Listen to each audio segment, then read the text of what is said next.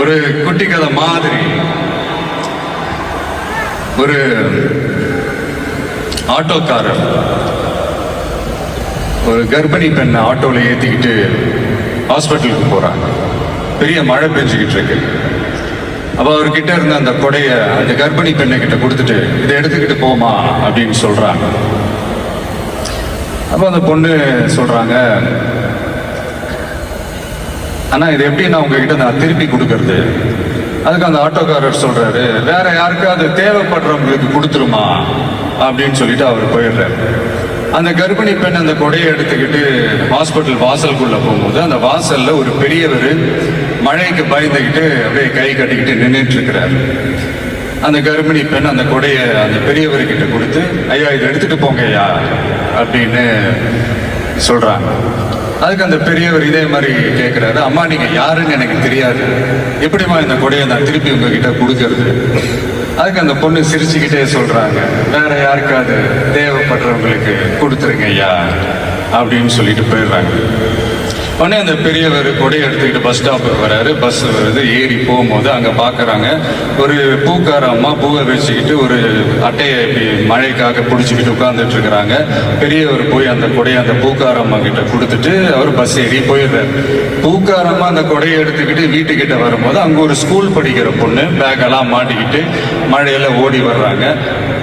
அவங்க போய் அந்த ஸ்கூல் பொண்ணுக்கிட்ட கொடையை கொடுத்துட்டு மழையில நனையாதம்மா இதை எடுத்துக்கிட்டு போங்க அப்படின்னு சொல்றாங்க. அந்த பொண்ணு தேங்க்ஸ் அப்படின்னு சொல்லிட்டு வீட்டுக்கிட்ட வரும்போது அந்த பொண்ணோட அப்பா பதட்டத்தோட வாசல்ல நின்றுட்டு இருக்கிறாரு. பொண்ணு மழையில நனைஞ்சுக்கிட்டு வரணுமே அப்படின்ட்டு. அந்த அப்பா வேற யாரும் இல்லை, அந்த ஆட்டோக்காரர்.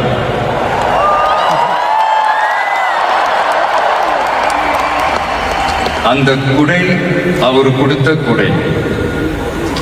So the moral of the story is,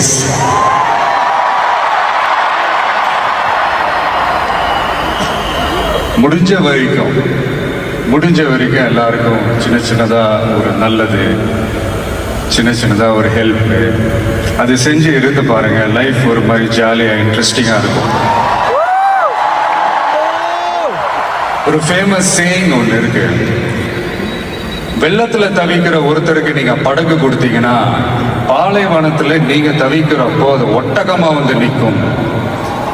இப்ப யாராவது உங்களுக்கு ஏதாவது கெடுதல் செஞ்சுட்டாங்கன்னு வைங்களேன், அது நீங்க பழி வாங்கிட்டீங்கன்னு வைங்களேன், அந்த நாள் முழுக்க நீங்க சம மகிழ்ச்சியா இருப்பீங்க. எப்படி பார்த்தல எப்படி பழி வாங்கினேன். ஆனா அதே மனுஷனை மன்னிச்சு விட்டு பாருங்க, வாழ்நாள் முழுக்க நிம்மதியா இருப்பீங்க. அதனால யாரையும் கஷ்டப்படுத்துறதுக்கோ யாரையும் அவமானப்படுத்துறதுக்கோ யாரையும் பழி வாங்கிறதுக்கோ இல்லைங்க இந்த வாழ்க்கை. நான் முடிஞ்ச வரைக்கும் முன்னாடியே சொன்ன மாதிரி சின்ன சின்னதா ஒரு நல்லது, ஒரு சின்ன சின்னதா ஹெல்ப் இது செஞ்சு பாருங்களேன். எங்கேயோ ஒரு இடத்துல ஃபியூச்சர்ல உங்களுக்கு இது கை கொடுக்கும் அப்படின்னு நான் நம்புறேன். பிடிச்சிருந்தா எடுத்துக்கங்க, இல்லைன்னா விட்டுருங்க. Free advice.